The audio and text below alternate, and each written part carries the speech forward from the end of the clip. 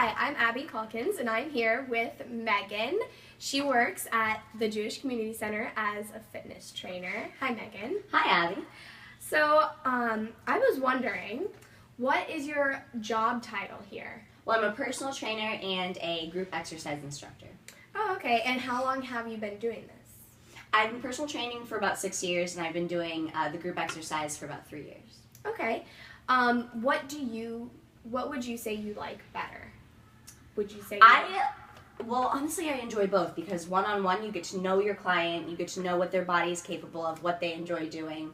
But then group exercise, it's like you get to do that with a whole group of people. Mm-hmm. You don't necessarily get to know them on a deeper level, but you're killing a few birds with one stone. Yeah, okay. And how did you land this position? Well, I was familiar with the JCC because I came here as a kid, and I was uncomfortable at another gym where I was at. So kind of went exploring one day, stumbled over here, and I was like, I remember them having a gym. I wonder if they have one at this location. So I came in, and I looked at it, and I was like, are you guys hiring personal trainers? They said yes, so I came in for the interview, and been here ever since. Oh, and how long has that been? A year and 4 months. Oh, okay. What do you enjoy most about this job?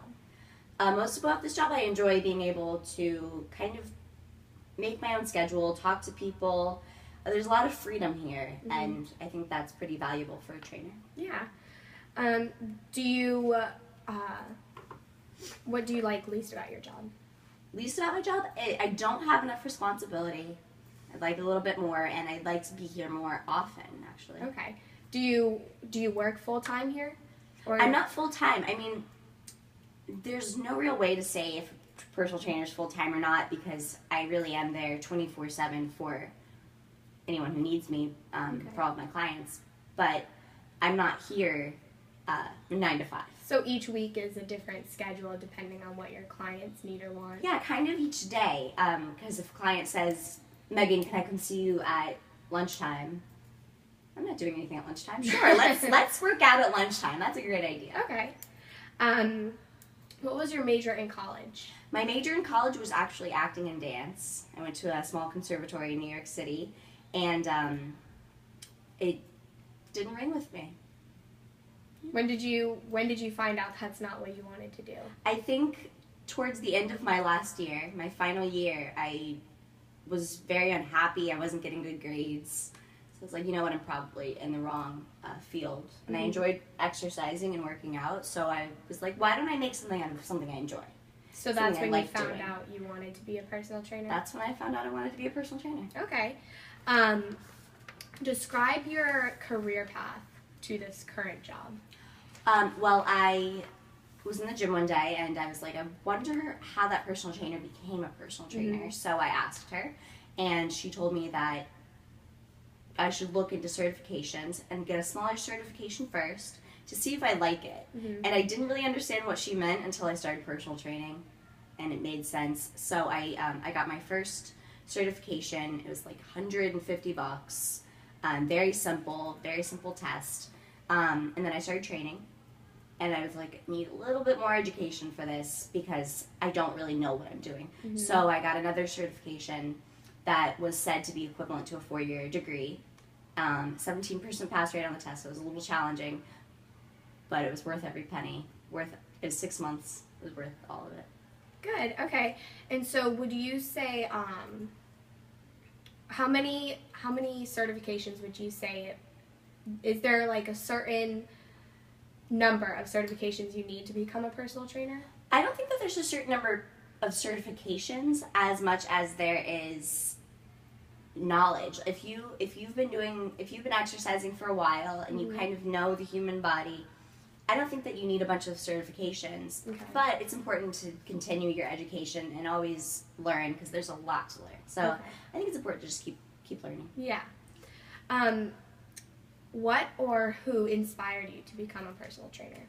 I had a dance teacher in college, and she was somewhere in her 70s, probably late 70s, and she was just in phenomenal shape, incredible health, always vibrant, always positive, and she inspired me to lose weight, and I think that she inspired me to want to be like her when I'm older. So I think I wanted to keep my health and preserve my health because I wanted to be like her. Okay. Where do you see yourself in 5 years?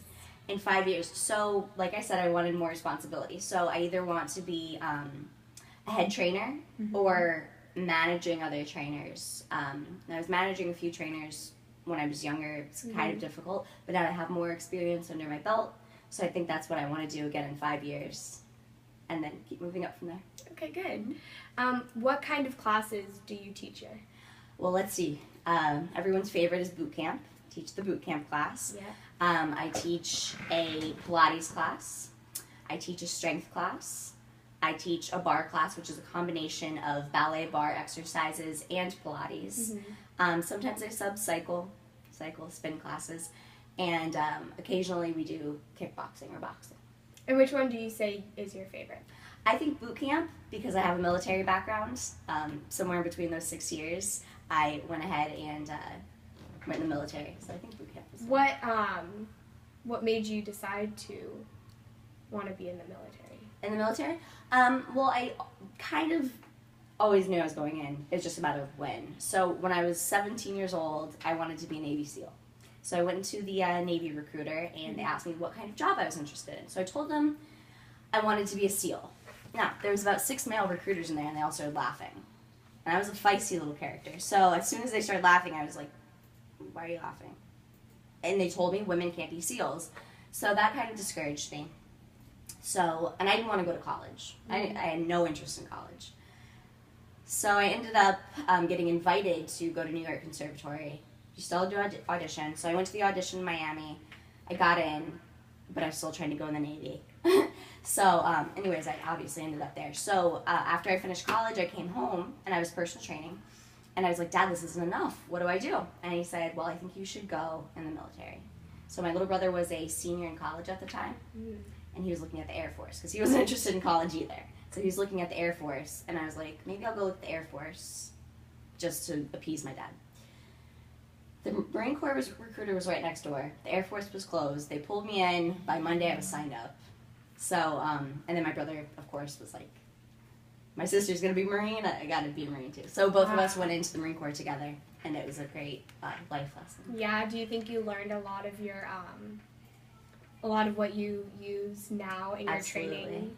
You use a lot of that? I think that it also helps my clients because I don't let them stop. I don't let them quit. If they tell me a goal, I'm going to get them to that goal. If it kills me, they can try to quit, but I'm not going to let them. That's okay. That's very good. Yes. What would you say is your typical client?